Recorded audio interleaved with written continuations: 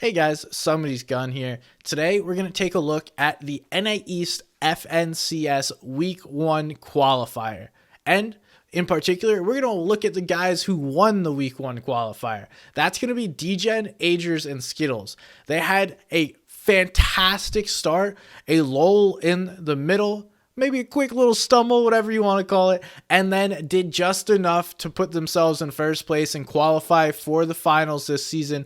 Had some interesting strategies, as well as some strategies that really don't require a ton of skill, but a lot of thinking that have helped them turn their drop spot, their loot path, and their overall game into the best that it can be every single time. So let's go ahead and take a look at what they did. But if you guys enjoy the video, if you enjoy my content, make sure to support me by liking the video and subscribing to my channel.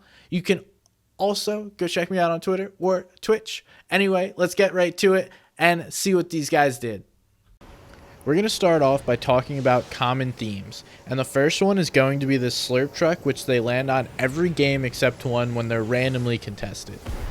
Now, this Slurp is going to give them 200 effective HP and put them at a huge advantage moving forward. The next theme is NPCs.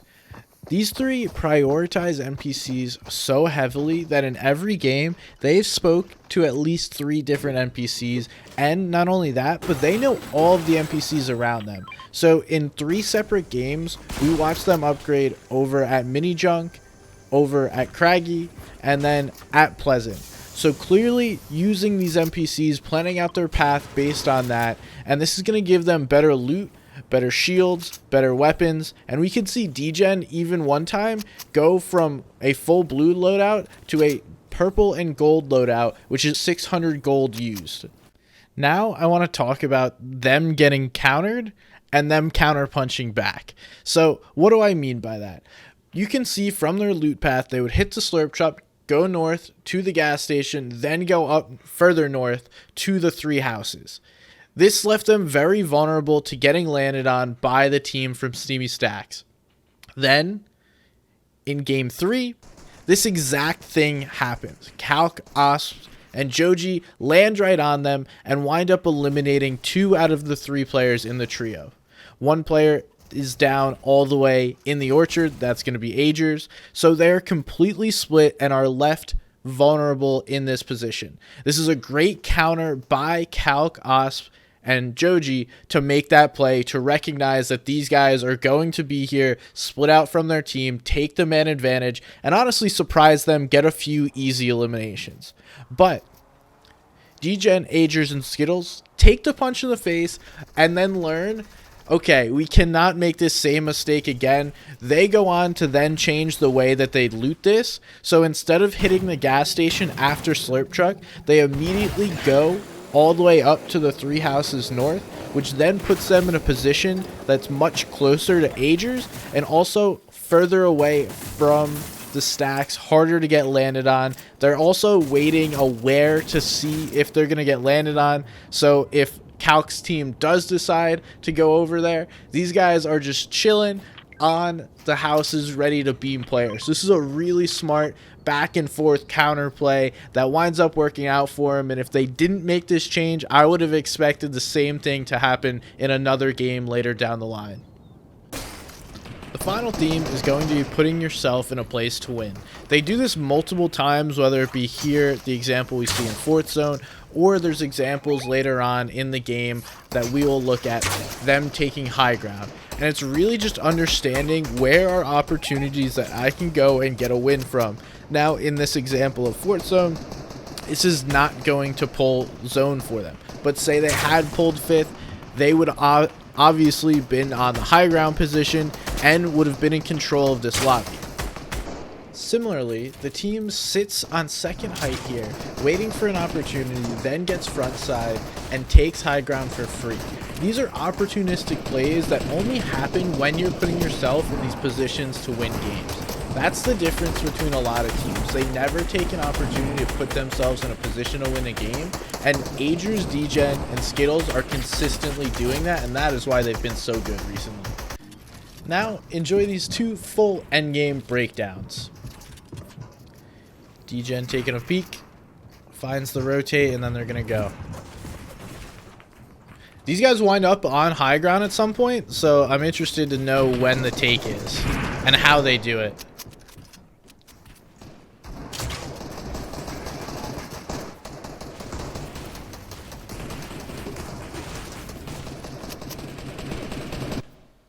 What the hell is high ground doing? Fighting. So users dictate justice on high ground. Osp, Calc, and Joji get the little assist. And both teams are fighting on the backside of Storm. That's why if you just rotate early, you can make these plays pretty often if someone goes to contest height. And now both teams are not going to have a shot. They're just going to fight each other, probably walk away dead. One player just fell. That guy's dead. This guy's going to wind up being dead too. Yep. So, they fought on the backside of Storm. These guys literally just walked up, saw high ground was free, sprayed back, and now they hold height.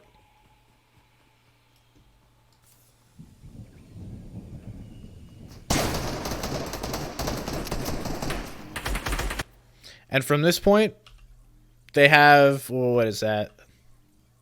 Over 1,000 AR ammo altogether. Now this is all just about properly spreading out and covering zone. And beaming players. This part's easy. Once you're on this part of the game, this is easy.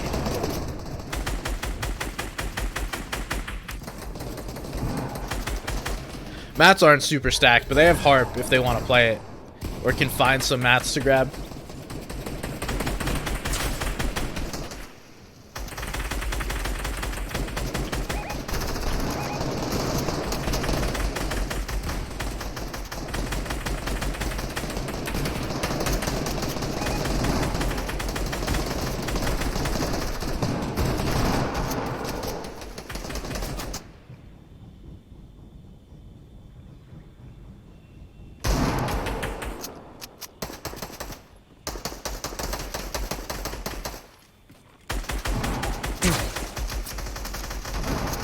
Not a single team has looked up at them yet.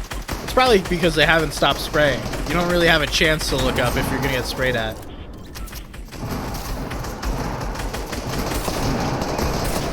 Nice, securing the mats.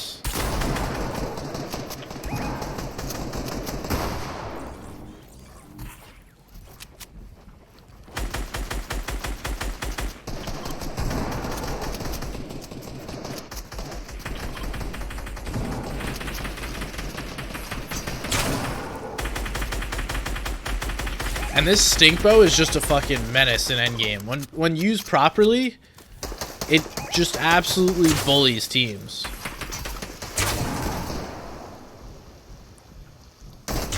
Because there's just no room. Like, where are you gonna go, right? You're gonna run into another trio? That's not gonna work.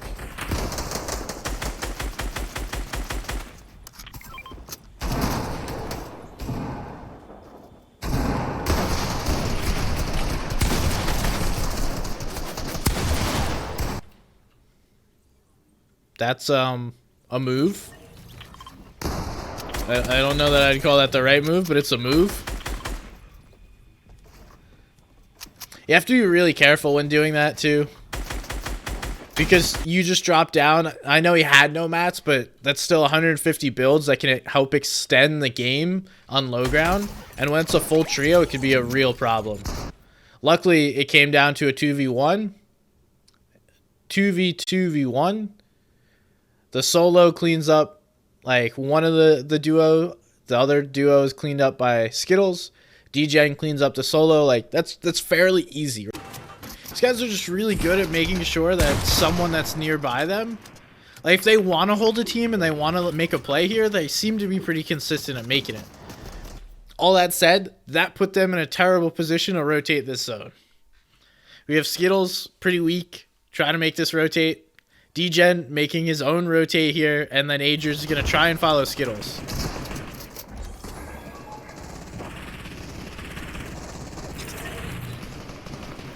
Drip seed goes down.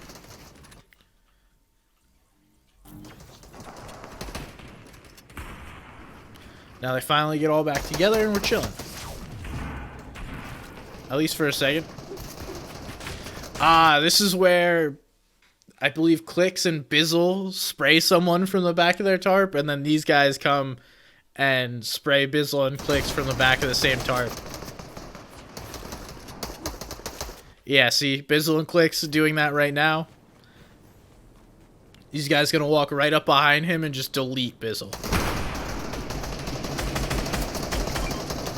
Bizzle's just gone. They've already pushed both trios out of this tarp, so you can just use this. Free refresh.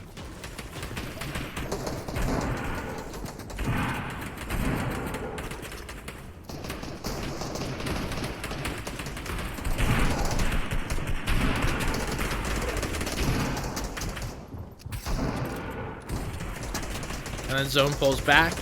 They already hold this right side. Nah, let's not do that.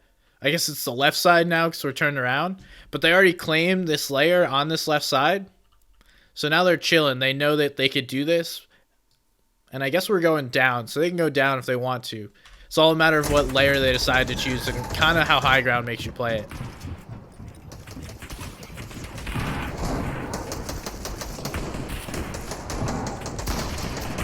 So we are going to go down a little bit. Probably the right play.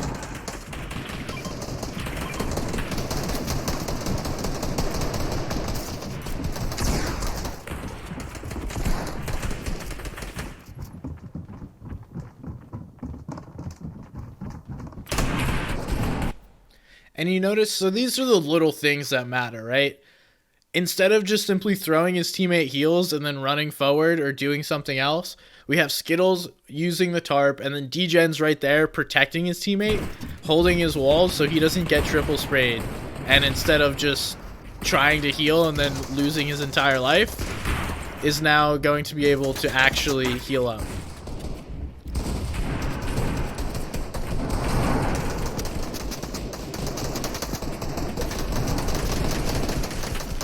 Now they're getting sprayed by height, so gotta move. Zone bounces back again. Wow, this is ping-ponging right here.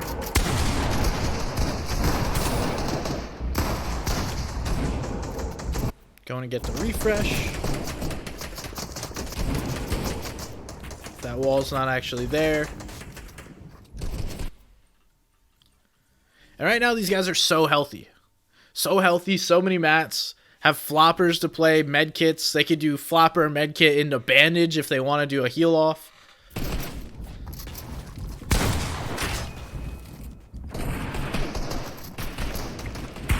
Okay. I don't mind the prioritization to get the pieces ahead in Storm too.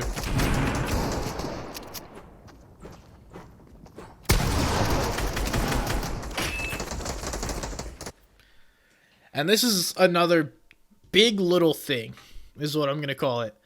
Grabbing the body and throwing it in your tarp. So instead of you going in there and say, for example, he tries to just go and like grab this body, it probably doesn't hurt you this time. But let's say Tabney was chilling here. That's his wall. You go down for it. He pumps you. That you're going to pay for. So just grabbing these bodies and keeping them in your tarps where it's safe help you 10 times out of 10. And you can get the full refresh. It's not just a matter of like, let me quickly jump on that and figure out like, oh, I missed the brick and I got the wood. I got some of the metal, but I didn't get it all, or something like that, right? When it's in your tarp, you can actually control that. Now it's time to make a play to win the game, or, try and push as many placements as you want. Honestly, though, with how healthy they are, how many mats they have, well, how many mats Skqttles has, I try and make a play to win the game here.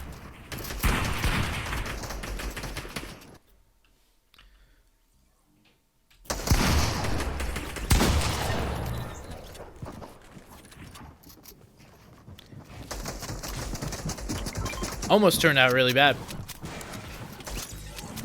But they're able to get back together. Do lose a teammate, but it's really hard not to in like how stacked these games are. There's many good players here.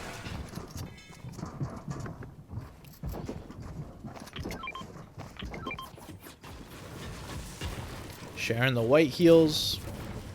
Skqttles gonna do a heal play.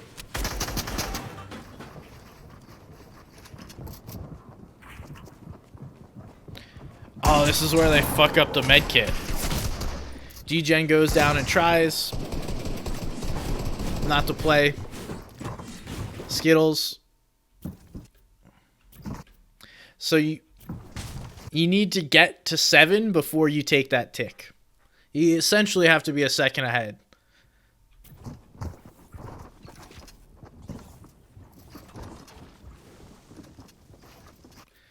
But that would have been huge because he has the 2 floppers to make that play. And if he takes one of the floppers and then goes to make a play, I believe height drops. Nah, Voil's playing. He only has a med kit. So not much he could do.